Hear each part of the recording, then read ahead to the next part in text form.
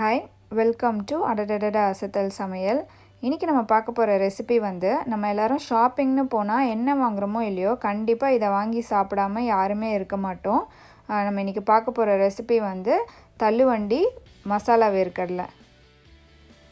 இப்போ மசாலா வேர்க்கடலை செய்ய தேவையான பொருட்களை பார்த்துடலாம். நான் வந்து 2 கப்பு காஞ்ச வேர்க்கடலையை வந்து முன்னாடி நாள் நைட்டே வந்து ஊற வச்சு எடுத்து வச்சுருக்கேன். அதுக்கப்புறம் வந்து ஒரு சின்ன வெங்காயத்தை வந்து கொஞ்சம் சின்னதாக கட் பண்ணி வச்சுருக்கேன். அதுக்கப்புறம் வந்து சின்ன தக்காளியும் அதே மாதிரி நறுக்கி வச்சுருக்கேன். அதுக்கப்புறம் கொஞ்சம் கேரட் துருவி வச்சுருக்கேன். அப்புறம் கொத்தமல்லி வந்து கொஞ்சம் சின்னதாக நறுக்கி வச்சுருக்கேன். அதுக்கப்புறம் வந்து ஒரு சின்ன துண்டு எலுமிச்சைப்பழம்.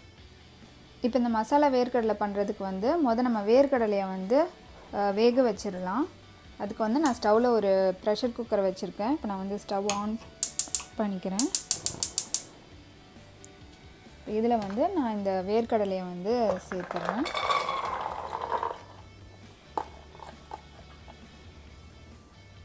இப்போ இதில் வந்து இந்த வேர்க்கடலையை வேக வைக்கிறதுக்கு நம்ம தண்ணியை சேர்த்துடலாம். இந்த வேர்க்கடலை முங்குற வரைக்கும் தண்ணி சேர்க்கணும். நான் வந்து ஒரு 2 கப்பு தண்ணி சேர்க்குறேன். இப்போ இதில் நம்ம தேவையான அளவு உப்பு சேர்த்துடலாம். இப்போ நம்ம வந்து குக்கரை மூடிடலாம்.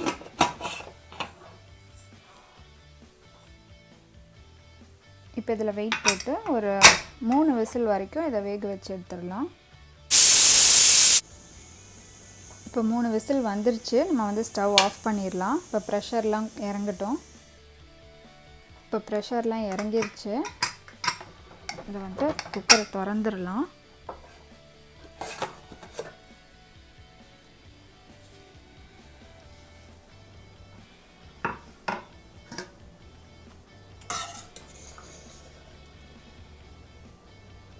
வேர்க்கடலை வந்து நல்லா வெந்துருச்சு. இப்போ நம்ம இந்த தண்ணியை வடிகட்டிட்டு நம்ம கடலையை மட்டும் எடுத்துக்கலாம். நான் ஒரு கிண்ணத்தில் எடுத்துக்கிறேன்.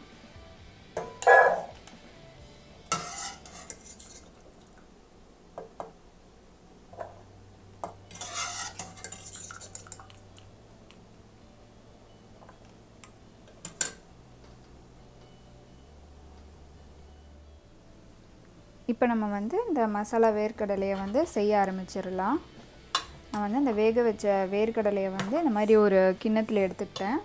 இப்போ இதில் வந்து நம்ம நறுக்கி வச்சுருக்க வெங்காயத்தை சேர்த்துடலாம். உங்களுக்கு வெங்காயம் ஃப்ளேவர் வந்து நிறைய பிடிக்கும்னா நம்ம நிறைய கூட சேர்த்துக்கலாம். எல்லாமே நம்ம ஃப்ளேவருக்கு எவ்வளோ தேவையோ அதுக்கேற்ற மாதிரி தான் குவான்டிட்டி. இப்போ நம்ம நறுக்கி வச்சுருக்க தக்காளியை சேர்த்துடலாம். தக்காளியும் அதே தான். உங்களுக்கு அந்த தக்காளியோட அந்த டேங்கி ஸ்வீட் பிடிக்கும், அந்த டேஸ்ட் பிடிக்கும்னா நீங்கள் நிறைய தக்காளியே சேர்த்துக்கலாம். அதுக்கப்புறம் துருகி வச்சுருக்க கேரட். நீங்கள் வந்து இதில் மாங்காய் கூட சேர்த்துக்கலாம்.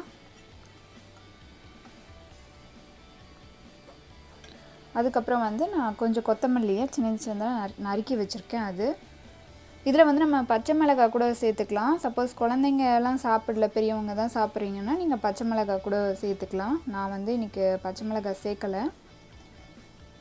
அதுக்கப்புறம் வந்து நமக்கு காரத்துக்கு தேவையான அளவு மிளகாய்த்தூள். நான் வந்து வீட்டில் யூஸ் பண்ணுற குழம்பு மிளகாய்த்தூள் தான் வந்து எடுத்திருக்கேன். நீங்கள் தனி மிளகாய்த்தூள் இருந்தாலும் அதையும் எடுத்துக்கலாம். நமக்கு கொஞ்சம் காரத்துக்கு இது நீங்கள் பச்சை மிளகாய் சேர்த்திங்கன்னா மிளகாய்த்தூள் சேர்க்க வேண்டியதில்லை. அதுக்கப்புறம் வந்து ஒரு சின்ன துண்டு எலுமிச்சைப்பழம், அதையும் வந்து இதில் புழிஞ்சிடலாம்.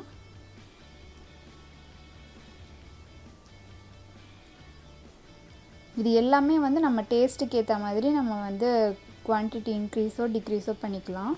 இப்போ இதில் வந்து தேவையான அளவு உப்பு சேர்த்துடலாம். நம்ம கடலை வேக வைக்கும் போதே கொஞ்சம் உப்பு சேர்த்துருந்தோம். இப்போ நம்ம இந்த போட்டிருக்க இந்த காய்கறிக்காக கொஞ்சம் உப்பு. இப்போ இதை வந்து நல்லா கலந்துடலாம்.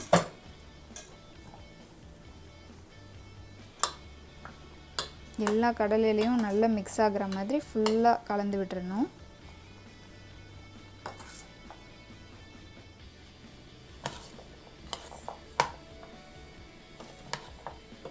இது வந்து ஒரு சூப்பர் நல்ல டேஸ்டான அப்புறம் நல்ல ஹெல்த்தியான ஒரு ஸ்நாக்கு. நம்ம வந்து ஜங்க் ஃபுட்லாம் சாப்பிட்றதுக்கு பதிலாக இதை வந்து நம்ம செஞ்சு சாப்பிடலாம். குழந்தைங்களுக்கும் வந்து நம்ம செஞ்சு கொடுக்கலாம். இது இந்த கொத்தமல்லி நம்ம போடும்போது நல்ல வாசனையோடு இருக்கும். இதில் நீங்கள் வந்து மிக்சர் இருந்துச்சுன்னா அது போட்டுக்கலாம், காரா பூந்தி போட்டுக்கலாம். நம்மளோட டேஸ்ட்டுக்கு ஏற்ற மாதிரி என்ன வேணால் நம்ம இதில் ஆட் பண்ணி போட்டுக்கலாம். அப்புறம் அந்த கார்ன் இருக்கும்ல, இந்த ரோட் சைட் ஷாப்பில் காளான் விற்கும்ல, அதில் போடுவாங்களா அந்த கார்னு அதெல்லாம் கூட நம்ம போட்டுக்கலாம். அவ்வளோதான், நல்லா மிக்ஸ் பண்ணியாச்சு. அவ்வளோதான், நம்மளோட மசாலா வேர்க்கடலை வந்து தயாராகிருச்சு. இந்த வீடியோ உங்களுக்கு ரொம்ப பிடிச்சிருக்கும்னு நினைக்கிறேன். இது வந்து ஒரு ஈஸியான ரெசிபி மட்டும் கிடையாது, ரொம்பவே வந்து சத்துள்ள ஒரு ரெசிபி. நீங்களும் இதை உங்கள் வீட்டில் ட்ரை பண்ணி பார்த்துட்டு உங்களோட ஃபீட்பேக்கை கமெண்ட் பண்ணுங்கள். இந்த வீடியோ உங்களுக்கு பிடிச்சிருந்ததுன்னா அசத்தல் சமையலுக்கு சப்ஸ்கிரைப் பண்ணுங்கள், லைக் பண்ணுங்கள், ஷேர் பண்ணுங்கள். நன்றி.